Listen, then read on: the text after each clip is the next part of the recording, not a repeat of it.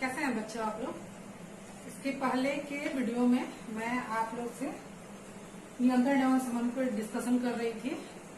आज उसी वीडियो को मैं आगे बढ़ा रही हूँ और पूर्व के वीडियो को थोड़ा सा संस्मरण करते हुए, याद करते हुए कि हम लोगों ने क्या क्या पढ़ा था, आगे की ओर बढ़ूंगी। हम लोगों ने नियंत्रण एवं समन्वय के बारे में चर्चा की थी और उसके बारे में जानकारी हासिल किया था। आज फिर कुछ एग्जाम्पल्स और देखिए, मैं आपको उसको बताने की कोशिश कर रही हूँ। कल्पना कीजिए कि हम बाजार जाते हैं, हमें कोई चीज अच्छा लगता है किसी दुकान में, तो अच्छा लगने के बाद क्या करते हैं, उसको हम देखते हैं, वो चीज हमें अच्छा लगता है, फिर उसकी ओर हम हाथ बढ़ाते हैं, उसको उठाते हैं और उसको हाथ में लेके फिर उसको हम लोग देखते हैं, खरीदते हैं, है ना। तो ये पूरा सिस्टम है कि किसी चीज को हम लोगों ने देखा, वो हमें अच्छा लगा, हमने उसको फिर एक सेंस आया, हाथ बढ़ाया, उठाया और उसको देख परख के लिया। तो इसमें आप गौर करिए कि एक कोऑर्डिनेशन, एक समन्वय है, एक नियंत्रण है। तो आज हम ये जानने की कोशिश करेंगे कि ये जो नियंत्रण और समन्वय कैसे हो रहा है, आखिर ये किस तरीके से हमारा हाथ जो उसको क्यों, कैसे पता चल रहा है कि भाई उसकी ओर बढ़ना है, या फिर हमारा आंख देख के कैसे पता कर रहा है कि वो सामान हमको अच्छा लग रहा है। तो इन सब की जानकारी आज हम हासिल करेंगे। इसके अलावा और भी कुछ एग्जांपल्स, जैसे कि किसी गर्म चीज के पास आप जाएं, कोई कैंडल जल रहा है, उसके पास आप जाएं और उसमें आपका हाथ अगर सट जाए तो आपको गर्म का एहसास होगा, आप वहां से हाथ को हटाएंगे। इसमें भी सेम सिस्टम है कि आप कैंडल के पास गए, गर्म आपका स्किन, आपका उंगली जब टच में आया, आपको गर्म फील हुआ, उंगली उस ओर ले जाके फिर वापस कर लेंगे, क्योंकि वहां पे आपको गर्मी फील हो रहा है, उसकी जलन महसूस हो रही है। तो फिर वही बात है, सेंस होना कि ये गर्म है। फिर कहीं से एक ऑर्डर आता है, जो हाथ उस गर्म चीज की ओर बढ़ा हुआ है वो वापस खींच जाता है। कहने का मतलब कि एक नियंत्रण है और एक समन्वय है जो कि कोऑर्डिनेट हो रहा है हमारे बॉडी के द्वारा। हम ये पता कर रहे हैं कि ये चीज तो गर्म है, इससे हमको अपने हाथ को दूर खींचना है। तो ये जो सारा कोऑर्डिनेशन है, सारा समन्वय है, सारा नियंत्रण है, जो हमारे शरीर में या फिर आप कहें कि एक जंतु में किया जाता है, ये हमारे तंत्रिका तंत्र के द्वारा किया जाता है। आज इसी तंत्रिका तंत्र की जानकारी हम हासिल करेंगे और इसके बारे में विस्तार से जानेंगे। जंतु तंत्रिका तंत्र जो होता है, उसके बारे में अगर हम बात करें तो हम ह्यूमन मतलब कि मानव तंत्रिका तंत्र के बारे में पढ़ेंगे। तो मानव तंत्रिका तंत्र का जो हिस्सा होता है, उसको हम लोग 3 पार्ट में बांट सकते हैं। आप मुख्य रूप से देखें तो मानव तंत्रिका तंत्र जो होता है वो 3 मुख्य पार्ट्स में बना होता है। पहला ब्रेन, जो कि हमारे मस्तिष्क, जो हमारा सर, हमारे सिर में उपस्थित होता है ना। उसके बाद हमारा स्पाइनल कोड। यह स्पाइनल कोड क्या होता है, ब्रेन से एक ट्यूब लाइक स्ट्रक्चर जुड़ा हुआ रहता है, एक नलिका रूपी एक संरचना होती है जो कि निकल के हमारे निचले शरीर के निचले हिस्से तक आती है, उसको हम लोग स्पाइनल कोड कहते हैं। ठीक है, तो दूसरा पार्ट हो गया स्पाइनल कोड और तीसरा पार्ट हो गया नर्व्स, यानी जो हमारा शरीर है उससे बहुत सारी तंत्रिकाएं, मतलब हमारे शरीर में बहुत सारे नर्व्स या फिर कहें कि फाइबर लाइक स्ट्रक्चर फैले हुए हैं, जो कि हमारे शरीर के मैसेज को, यानी जो हमारा सूचना है उसको ग्रहण करके ब्रेन तक, मस्तिष्क तक लाना, मतलब ये सारे कार्यों को जो कर रहा है वो सारा नर्व्स कहलाया। अब इसमें जो इसके पहले के चैप्टर्स में जो मैंने डिस्कशन किया था कि जो हमारा तंत्रिका तंत्र है उसका बीच का हिस्सा, यानी हमारा मस्तिष्क और यह स्पाइनल कोड, इसको मिला के हम लोगों ने सेंट्रल नर्वस सिस्टम बोला था। याद है ना, उसको हम लोगों ने सेंट्रल नर्वस सिस्टम बोला था। अब ये सेंट्रल नर्वस सिस्टम के अलावा और बहुत सारे नर्व्स हमारे बॉडी के किनारे के हिस्से में फैले होते हैं, है ना, जिसको कि हम लोगों ने पेरिफेरल नर्वस सिस्टम बोला था। कहने का मतलब नर्वस सिस्टम को, यानी तंत्रिका तंत्र को हम लोगों ने 2 भागों में बांटा था, एक सेंट्रल नर्वस सिस्टम, एक पेरिफेरल नर्वस सिस्टम। राइट, इसमें कोई कंफ्यूजन नहीं है। उसके अलावा जो हमारा तंत्रिका तंत्र है उसमें कुछ और पार्ट सम्मिलित होते हैं जो कि हमारे नियंत्रण एवं समन्वय में मतलब एक रूप से सहभागी होते हैं। उनका होना बहुत जरूरी है हमारे नियंत्रण समन्वय के लिए। वो क्या है, तो जो हमारी ज्ञानेंद्रियां हैं, ज्ञानेंद्रियां बचपन से हम पढ़ते आ रहे हैं, अर्लियर क्लासेस में भी हम लोगों ने पढ़ा है कि हमारी 5 ज्ञानेंद्रियां हैं। कौन कौन से? हमारा नाक, कान, जीभ और हमारा त्वचा और नाक, कान, आंख, जीभ और त्वचा। ये जो 5 ज्ञानेंद्रियां हैं ये भी हमारे तंत्रिका तंत्र का हिस्सा है।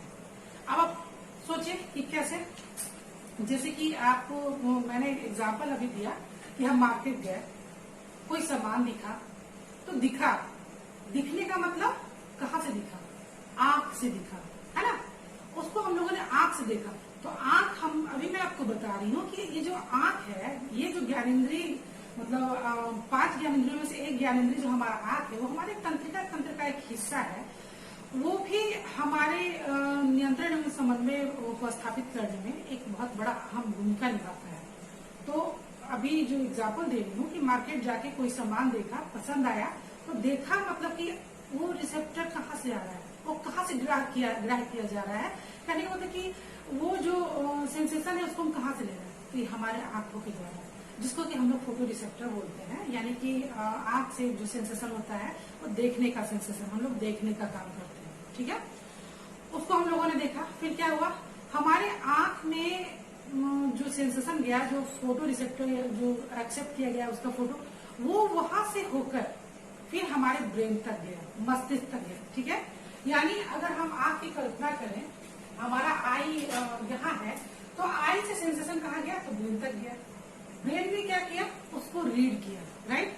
अब जब उसको रीड किया तो वापस ब्रेन ने इंस्ट्रक्शन प्लेस किया और बोला दैट्स गुड, मतलब वो अच्छा लग रहा है, तुम उसको छू सकते हो।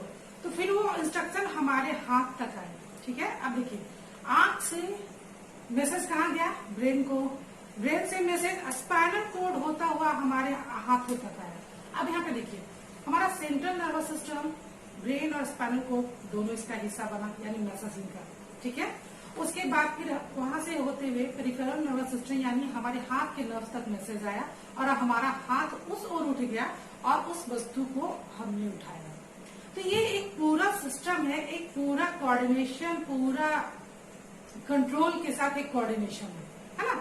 तो इस तरह से मैसेज का ट्रांसफरिंग, यानी जो हमारा सूचना है उसका ट्रांसफर होता है कि कैसे किसी सामान के प्रति क्या करना है। अब जैसे कि दूसरा एग्जांपल मैं बता रही थी कैंडल से जलने का। कोई कैंडल है, उसकी ओर हाथ बढ़ाया, तो हाथ बढ़ाया तो अभी सेंसेशन कहाँ से आ रहा है? तो हाथ बढ़ाने के साथ अभी मैं 5 ज्ञानेंद्रियों की बात कर रही हूँ। उसमें एक ज्ञानेंद्रिय आपका त्वचा भी है ना। त्वचा क्या है? वो टच को महसूस करता है। और ये जो ज्ञानेंद्रिय है वो जब जैसे ही उसको हम छूते हैं, तो ये जो हमारा स्किन है पूरी बॉडी में, वो एक सेंसेशन, ठंडी और गर्म के सेंसेशन को पहचानता है। मतलब वो अनुभव कर सकता है हमारा स्किन कि क्या ठंडा है, क्या गर्म है। तो स्किन से वो सेंसेशन कहाँ गया? हमारे ब्रेन तक गया। फिर ब्रेन से क्या हुआ? ऑर्डर रिप्लेस हुआ कि यू हैव टू, मतलब तुमको क्या करना है, वहां वो गर्म है, दैट में हार्म यू, उसको हटाओ। और ऑर्डर आया, फिर स्पाइनल कोड से होता हुआ फिर नर्व्स के द्वारा आपके हाथों तक आया और हाथ को आपने वहां से हटा लिया। तो ये है तंत्रिका तंत्र में सूचनाओं का प्रेषण, जिसमें कि जो हमारी ज्ञानेंद्रियां हैं बराबर रूप से हिस्सेदार है। इसका कोई भी एग्जाम्पल, आप किसी भी ज्ञानेंद्रिय का एग्जाम्पल ले लें, जैसे जिह्वा, आप कुछ तीखी चीज खाते हैं तो जीभ उसको टेस्ट करता है, टेस्ट बर्ड्स होते हैं हमारे जीभ में, आपको पता है। तो जो स्वाद की जो ग्रंथियां होती हैं, जब कोई भी चीज खाते हैं तो खाते के साथ क्या होता है? उसका स्वाद लगता है। अगर वो तीखा है, बहुत तीखा, तो फिर ब्रेन तक जाता है और ब्रेन तक वो सूचना जाता है और ब्रेन उसको रीड करता है, कहते हैं तो बहुत तीखा है। फिर वो सूचना वापस आता है और उसको आप या तो बाहर निकाल देते हैं या फिर उसको कम करने के लिए पानी पीने, फिर जो भी उपाय होता है करते हैं, ठीक है। बिल्कुल वैसे ही काम हमारा नाक भी करता है, राइट। तो इस तरह से ये जो ज्ञानेंद्रियां हैं ये हमारे तंत्रिका तंत्र का एक बहुत बड़ा हिस्सा है। इस सारी ज्ञानेंद्रियों में रिसेप्टर्स होते हैं, यानी कि उसको आप ग्राही कोशिका बोल सकते हैं। ग्राही वो ग्रहण करने की क्षमता रखती है। अलग अलग ज्ञानेंद्रियों का अलग अलग काम होता है। जैसे हमारा नाक जो होता है वो सूंघने का काम करता है, उनमें सूंघने वाला ग्राही कोशिकाएं होती हैं। कान सुनने का काम करता है, ये तो सभी लोग जानते हैं, वेल नोन थिंग है, बचपन से पढ़ते आए हैं। तो ये जो अब इसको हम कनेक्ट करेंगे अपने तंत्रिका तंत्र से कि ये हमारे तंत्रिका तंत्र से जुड़ा हुआ रहता है। अब इसमें देखिए एक और बड़ी बात क्या है कि हमारा जो ह्यूमन बॉडी है, शरीर है, उसमें जो हमारा तंत्रिका तंत्र का जो हिस्सा है ब्रेन, ब्रेन को आप ऐसे ले सकते हैं कि ब्रेन हमारे शरीर का मालिक है। अब समझ लीजिए कि कोई एक ऑफिस है, कार्यालय है, वहां काम हो रहा है, तो एक कोई बॉस होगा। तो ये जो ब्रेन जो है, मस्तिष्क जो है, ये हमारे पूरे शरीर का बॉस है, ये मास्टर है। ये क्या करता है, ये आदेश देने का काम करता है।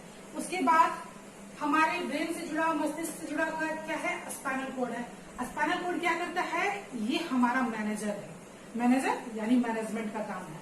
उसका क्या है, ब्रेन ने ऑर्डर दिया कि ये करना है, ठीक है, यानी मस्तिष्क का ऑर्डर आया, कहाँ आया, स्पाइनल कोड में आया। स्पाइनल कोड का अब काम है कि उस ऑर्डर को रिप्लेस करे कि उस चीज को, उस आदेश को कहाँ जाना है और क्या होना है। तो स्पाइनल कोड हमारा मैनेजर हो गया। और बाकी जितने भी नर्व्स हैं, पेरीफेरी नर्वस सिस्टम में जो सारे नर्व्स हैं, वो वर्कर्स हैं। वर्कर्स का मतलब जो कि सारे काम को, जो कि इस ऑर्डर को फटाफट फटाफट फटाफट रिप्लेस कर रहे हैं और उस चीज को कर रहे हैं। अब यहाँ पे देखिए एक ध्यान देने की बात है कि मैं कह रही हूँ कि ऑर्डर जाता है, ऑर्डर आता है, हर एक सूचना में ऐसा हो रहा है।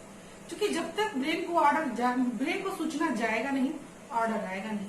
तो यानी कि कहीं भी कोई भी जो हमारा बॉडी पार्ट है, उसमें दो नर्व्स एक साथ रन करते हैं। यानी कि एक नर्व ब्रेन तक सूचना को ले जाता है, तो एक नर्व ब्रेन से सूचना को लाता है। यानी एक ही पार्ट में दो नर्व्स एक साथ जुड़े होते हैं, हमेशा दो नर्व्स एक साथ काम करते हैं, ठीक है। उसके अलावा ये तो हो गया हमारा पूरा तंत्रिका तंत्र। अब जो ये तंत्रिका तंत्र होता है, यानी कि हमारा मस्तिष्क, स्पाइनल कोड, हमारा नर्व्स, ये बना कैसे होता है, इसकी संरचना क्या होती है। तो इसकी संरचना को जानने के लिए एक चीज मैं आपको बताना चाहूंगी कि हम लोग शुरू से इस बात की चर्चा करते आ रहे हैं कि किसी भी जीव का निर्माण बहुत सारी कोशिकाओं से हुआ है, ठीक है। तो ये जो हमारा तंत्रिका तंत्र है, इसके पहले हम लोगों ने क्या जाना था कि हमारा जो तंत्र है, कोई भी तंत्र बहुत सारे ऑर्गन से मिलके बना हुआ है। ये ऑर्गन कैसे बने हैं, टिश्यूज से बने हैं।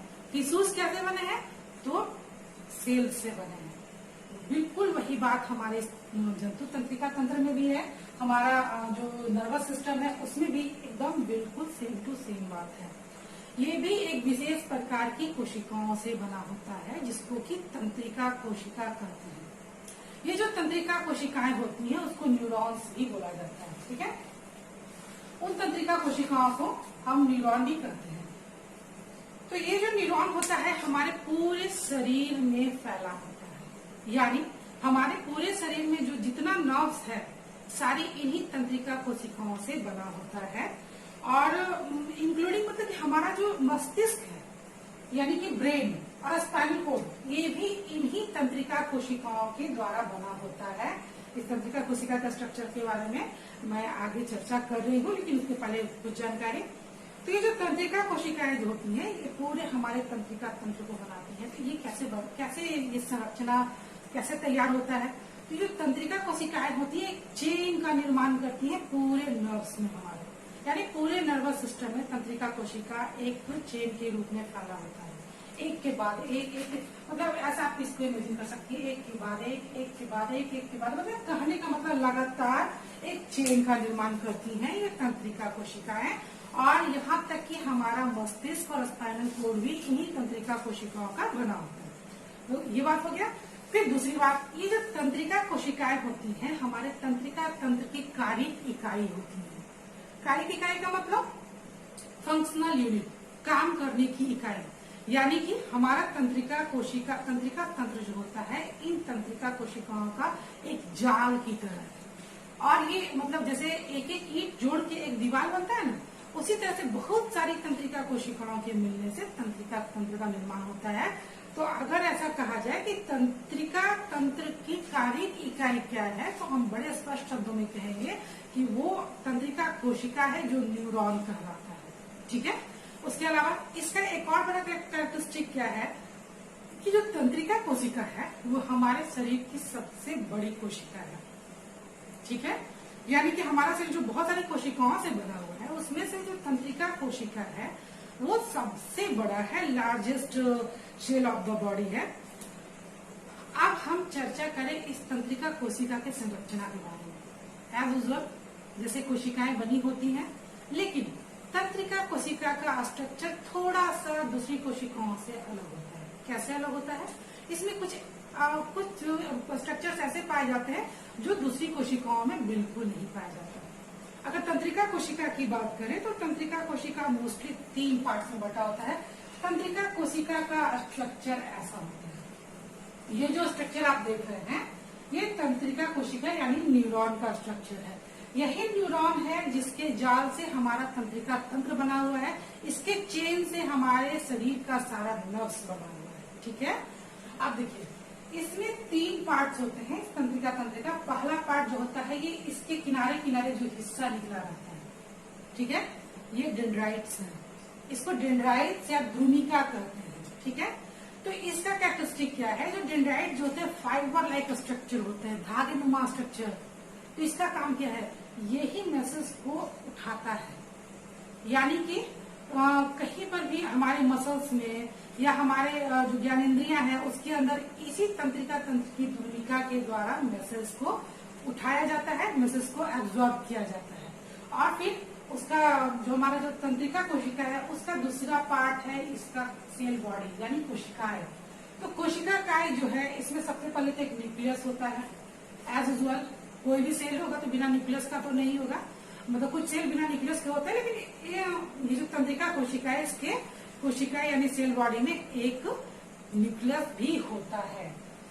ठीक है, उसके अलावा और दूसरे पार्ट्स सेलुलर ऑर्गेनल्स जो होते हैं, माइटोकॉन्ड्रिया और जितने भी पार्ट्स होते हैं लाइसोम, सारे इस कोशिका काय में मौजूद होते हैं। फिर क्या है? फिर ये जो हमारा तंत्रिका कोशिका है इसके पार्ट में फिर एक तेल लाइक स्ट्रक्चर होता है। ये तेल लाइक स्ट्रक्चर जो पूंछ जैसी संरचना होती है इसको एक्सॉन या तंत्रिकाक्ष कहते हैं। ठीक है, इस तरह से जो हमारा तंत्रिका कोशिका है ये मुख्य 3 पार्ट से बनता है। पहला डेंड्राइट यानी ध्रुमिका, दूसरा सेल बॉडी यानी कोशिका काय, तीसरा एक्सॉन यानी तंत्रिकाक्ष। ठीक है, जहाँ डेंड्राइट से तंत्रिका कोशिका की शुरुआत होती है वहीं पे तंत्रिका के अंतिम सिरा में यानी एक्सॉन एंडिंग में तंत्रिका कोशिका का अंत होता है। अब तो ये हो गया इसका स्ट्रक्चर कि ये मतलब कैसे ये बना होता है। और इसके बाद फिर हम जाने कि इसमें मैसेजेस जो होता है उसका किस तरह से प्रेशर मतलब कैसे ये काम करता है, इसके वर्किंग के बारे में जाने। तो इसका वर्किंग क्या है? इसका वर्किंग जो हमारा जो तंत्रिका कोशिका है इसका मुख्य कार्य है सूचनाओं को मस्तिष्क तक ले जाना एवं पुनः सूचनाओं को मस्तिष्क से बॉडी पार्ट तक लाना। ठीक है, यानी कि जिस बॉडी पार्ट से मैसेज गया ब्रेन तक, ब्रेन से फिर उसी बॉडी पार्ट में वापस लाना। ये जो काम है मैसेजेस को ले जाना और लाना, ये सारा इसी तंत्रिका कोशिका का मेन मुख्य कार्य है। उसके बाद फिर अब बात ये है कि ठीक है, ये हम लोगों ने जाना कि जितना तंत्रिका तंत्र है इन्हीं कोशिकाओं के जाल से बना हुआ है, चेन से बना हुआ है। तो अब है कि इसमें मैसेजेस का ट्रांसफर कैसे होता है, कैसे मैसेज ट्रांसफर होता है? क्योंकि इसके पहले वाले वीडियो में मैंने आपको क्या बताया था कि तंत्रिका तंत्र में सूचनाओं का प्रेषण विद्युत इंपल्स के यानी विद्युत आवेग के द्वारा होता है। अब विद्युत आवेग की बात आती है तो इसमें विद्युत आवेग कैसे, कहाँ जाता है, कैसे क्या होता है? देखिए, ये जो तंत्रिका कोशिका है इसको पूरा देखिए और इसमें एक बात समझिए कि ये जो डेंड्राइट यानी ध्रुविकाएं हैं ये क्या करती हैं? मैसेजेस को उठाती हैं, लेती हैं। ठीक है, और वो कोशिका काय में उसको भेज देती है। राइट, कोशिका काय में आने के बाद यहाँ पे क्या होता है, ये जो मैसेजेस हैं यानी मैसेजेस कैसे किस तरह से उठाए जाते हैं उसको आप समझिए। ये जो डेंड्राइट्स होते हैं मोस्टली कहाँ होते हैं? बॉडी के किसी भी पार्ट्स में हो सकते हैं, यानी रिसेप्टर्स बॉडी के किसी पार्ट्स में, किसी न किसी ज्ञानेंद्रिय के पास तो होंगे ही। हाँ, कोई ना कोई ज्ञानेंद्रिय के पास होगा, तो कोई ना कोई ज्ञानेंद्रिय का मतलब क्या हो गया कि रिसेप्टर्स होंगे।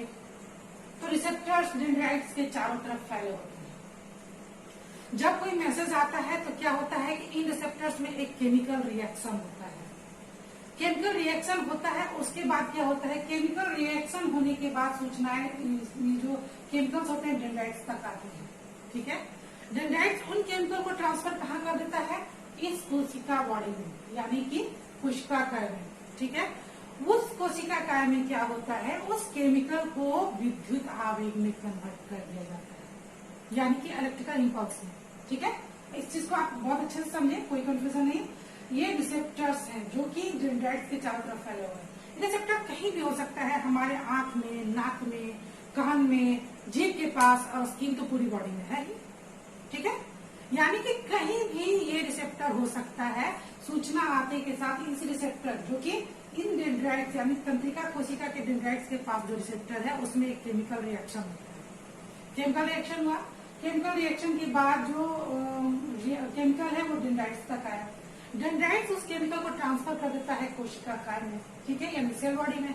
कोशिकाकाय क्या करता है, उन केमिकल्स को विद्युत आवेग में कन्वर्ट कर देता है। ठीक है, अब वो विद्युत आवेग इस सेल बॉडी से निकल के एक्सॉन से होते हुए उसके अंतिम हिस्से तक आता है, यानी एक्सॉन एंडिंग तक। जो हमारा तंत्रिकाक्ष है, तंत्रिकाक्ष के अंतिम सिरे तक आता है। किस रूप में, विद्युत आवेग के रूप में। ठीक है, यहाँ केमिकल लिया गया, उसको विद्युत आवेग में कन्वर्ट किया गया। विद्युत आवेग निकल के एक्सॉन से होता हुआ कहाँ गया, तंत्रिका के अंतिम सिरे तक गया। ठीक है, अब तंत्रिका के अंतिम सिरे तक गया तो बात है कि मैं बोल रही हूँ कि जो हमारा तंत्रिका तंत्र है वो बहुत सारे तंत्रिका कोशिकाओं का चेन है।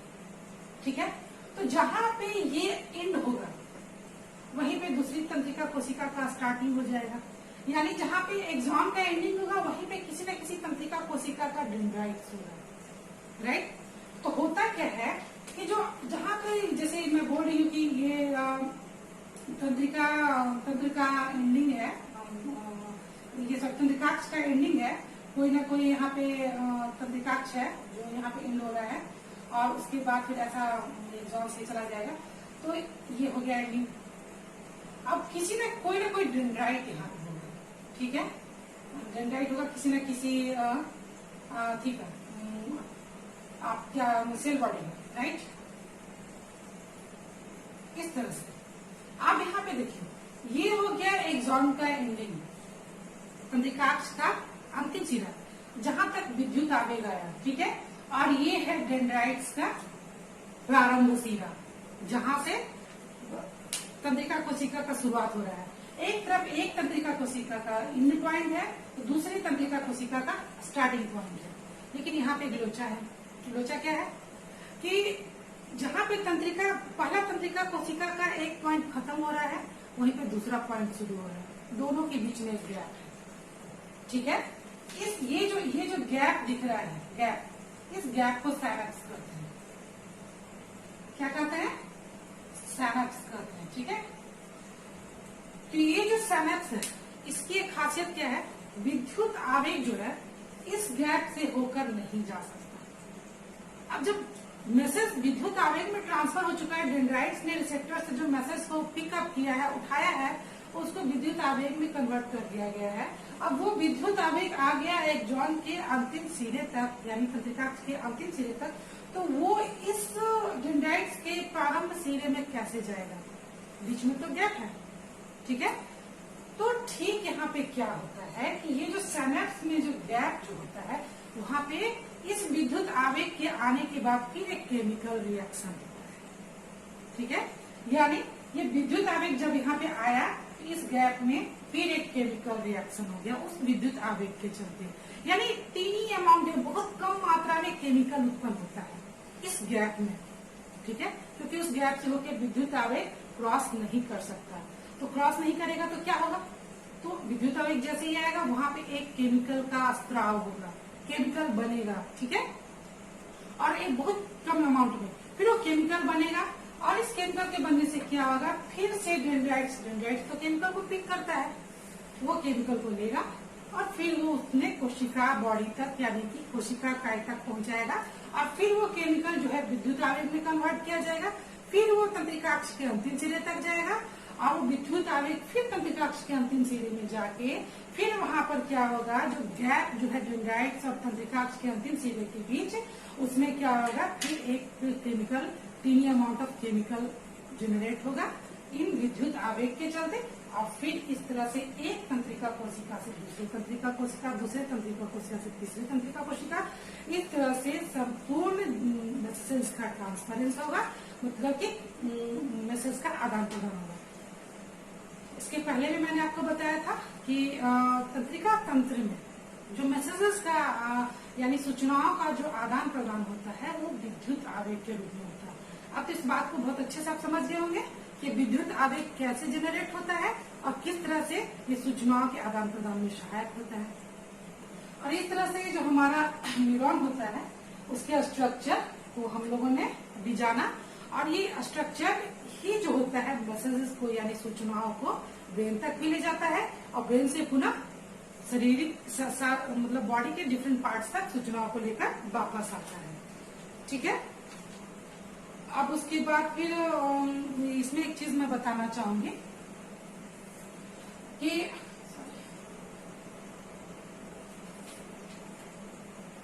ये जो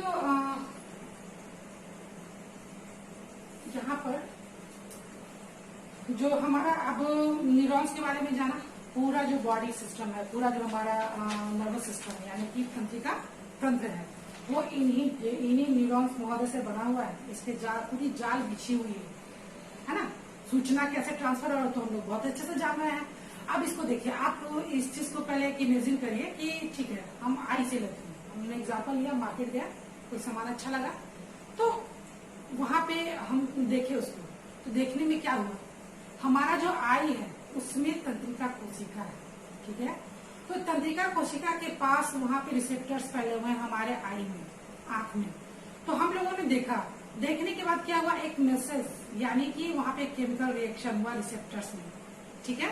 आंख के रिसेप्टर्स में केमिकल रिएक्शन हुआ और केमिकल रिएक्शन के बाद क्या हुआ, वो एक्सेप्ट कर लिया गया वहां पे जो तंत्रिका कोशिका है उसके डेंड्राइट्स के बाद। डेंड्राइट से फिर क्या हुआ, फिर वो केमिकल जो चला गया कोशिका काय में, और कोशिका काय से फिर हुआ विद्युत आवेग में, और विद्युत आवेग से फिर एक्सॉन में, एक्सॉन से एक्सॉन एंडिंग में, फिर अब गैप आया, फिर केमिकल जनरेट हुआ, फिर वहां पे केमिकल जो है फिर अगले तंत्रिका कोशिका के द्वारा लिया गया।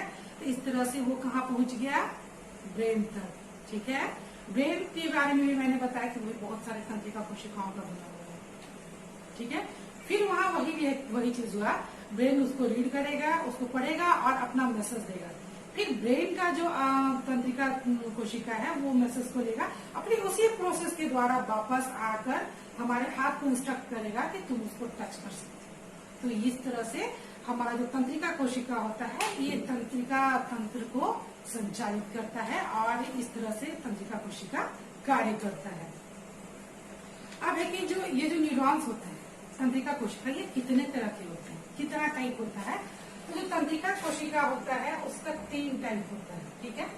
3 प्रकार होते हैं इसके, 3 प्रकार के न्यूरॉन्स होते हैं। पहला प्रकार क्या है, पहला जो प्रकार होता है उसको सेंसरी न्यूरॉन, सेंसरी न्यूरॉन्स बोलते, सेंसरी न्यूरॉन्स बोलते हैं, या फिर इसको हम लोग संवेदी तंत्रिका कोशिका बोलते हैं। संवेदी तंत्रिका कोशिका। ठीक है। पहले मैं आपको टाइप बता दूं, फिर इसका कार्य बताऊंगी कि कैसे कार्य करते हैं। दूसरा जो होता है मोटर न्यूरॉन्स होते हैं, मोटर न्यूरॉन्स। मोटर न्यूरॉन्स मतलब इसको प्रेरक तंत्रिका कोशिका बोला जाता है, प्रेरक तंत्रिका कोशिका। ठीक है। तीसरा जो है उसको हम लोग बोलते हैं रिले न्यूरॉन्स, रिले न्यूरॉन्स। ठीक है।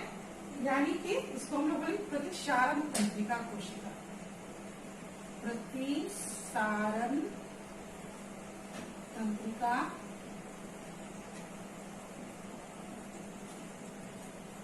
कोशिका। राइट। 3 तरह के यानी ये जो हमारा न्यूरॉन्स है उसके ये 3 टाइप होते हैं। अब इनका कार्य क्या है, ठीक है, तीनों टाइप न्यूरॉन्स के अलग अलग कार्य बताती हूँ मैं। पहला है सेंसरी न्यूरॉन। सेंसरी न्यूरॉन जो होता है यानी कि संवेदी तंत्रिका कोशिका जो होता है सूचनाओं को मस्तिष्क तक ले जाता है, ठीक है। अभी शुरू से ही मैं बोल रही हूँ कि 2 तरह के न्यूरॉन्स रन करते हैं, एक मस्तिष्क तक ले जाता है, दूसरा मस्तिष्क से वापस लाता है, ठीक है। तो इन दोनों न्यूरॉन्स में एक जो ले जाता है उसको हम लोग सेंसरी न्यूरॉन्स कहते हैं या संवेदी तंत्रिका कोशिका कहते हैं, ठीक है। फिर दूसरा जो है वहां से एक वापस लाएगा, सूचना को वापस लाएगा, है ना, ब्रेन से, मस्तिष्क से, तो उसको हम लोग मोटर न्यूरॉन्स कहते हैं, यानी उसको हम लोग प्रेरक तंत्रिका कोशिका कहते हैं, ठीक है। फिर तीसरा जो न्यूरॉन होता है इसको रिले यानी प्रतिसारण तंत्रिका कोशिका कहते हैं। होता यूं है कि ये तंत्रिका कोशिकाएं जो मोटर सेंसरी तंत्रिका कोशिका है या सेंसरी न्यूरॉन्स है, मोटर न्यूरॉन्स है, ये आपस में जुड़े हुए नहीं रहते, ठीक है। ये आप कहीं भी आपस में जुड़ते नहीं है, तो इनके बीच सूचनाओं का आदान प्रदान होगा कैसे, इसको हम लोग पढ़ेंगे आगे रिफ्लेक्स आर्क में।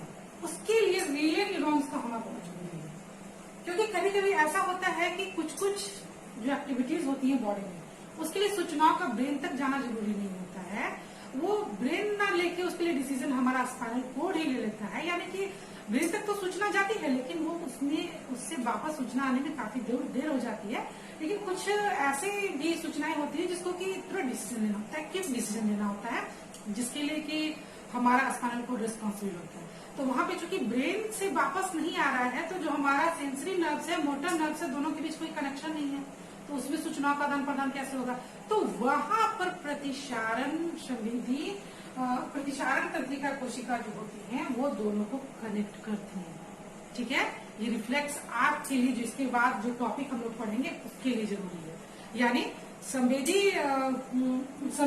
तंत्रिका कोशिका और प्रेरक तंत्रिका कोशिका को बीच में जोड़ने का जो कार्य करता है वो रिले न्यूरॉन्स कहलाता है या प्रतिसारण तंत्रिका कोशिका कहलाता है। तो ये 3 टाइप के न्यूरॉन्स होते हैं। इसके अलावा रिफ्लेक्स आर्क के बारे में हम पढ़ेंगे, लेकिन उसके पहले थोड़ा सा स्पाइनल कोड के बारे में जान लें। स्पाइनल कोड के बारे में मैं बार बार चर्चा कर रही हूँ, अभी भी मैंने चर्चा किया कि मस्तिष्क से एक जो फाइबर ट्यूब लाइक एक स्ट्रक्चर निकलता है जो कि हमारे शरीर के निचले हिस्से तक आता है, जिसको कि स्पाइनल कोड कहते हैं, ठीक है। ये क्या करता है कि स्पाइनल कोड जो होता है, हम लोग 2 तरह का जो हमारा तंत्रिका तंत्र है उसका 2 टाइप से हम लोग पढ़ रहे हैं, peripheral nervous system and central nervous system.